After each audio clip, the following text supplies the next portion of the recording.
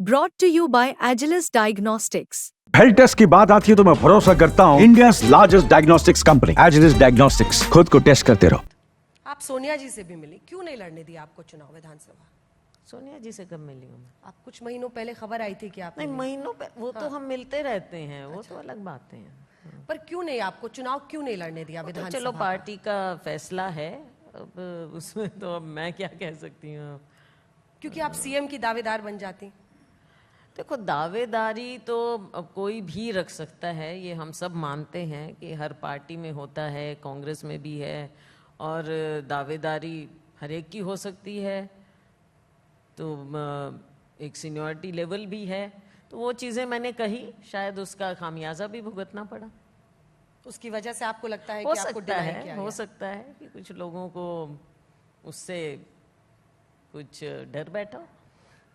और कुमारी शैलजा जी, आपको भी लगता होगा कि मैं सीएम क्यों नहीं बन सकती? एक ही आदमी जो कि पहले भी कई बार रह चुका है, वही क्यों, उसका ही दबदबा क्यों हरियाणा की पॉलिटिक्स में लगा? ये बात तो आपको कचोटती है ना। इसमें मैं नहीं आता।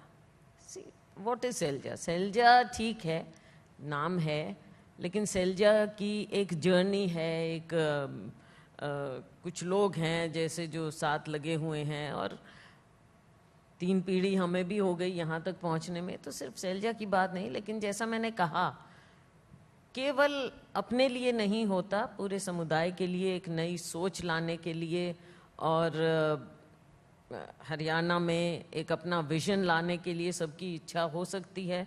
उसमें मेरी भी इच्छा थी, तो उसमें है भी। अभी भी मैं ये थोड़ा ही कहूँगी कि नहीं है, बिल्कुल इच्छा है। हाँ, और लेकिन मैं ये भी कहूँगी कि केवल सैलजा की इच्छा नहीं, ये एक स्टेट में बदलाव, व्यवस्था की बात होती है तो कई चीज़ें होती हैं।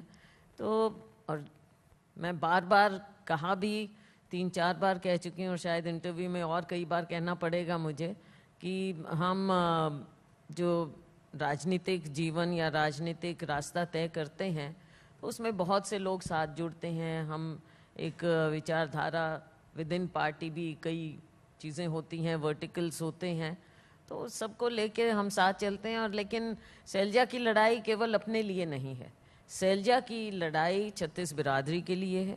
सैलजा की लड़ाई एक जो जिसको वीकर सेक्शन बोलते हैं उसके लिए है।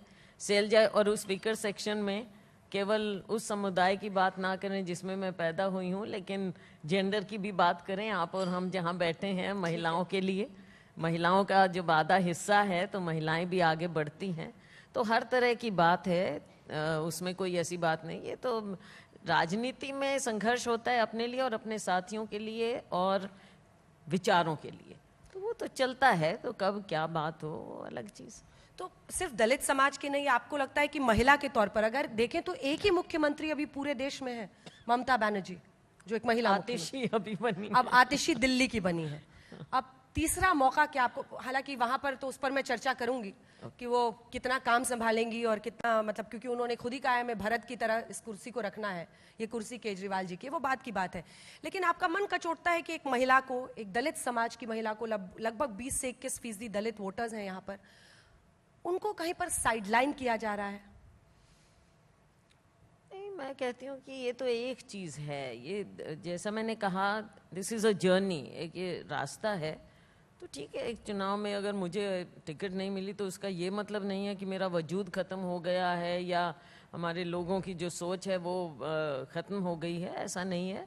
अब ये संघर्ष है, संघर्ष जारी रहेगा, उसमें कौन सी बात है।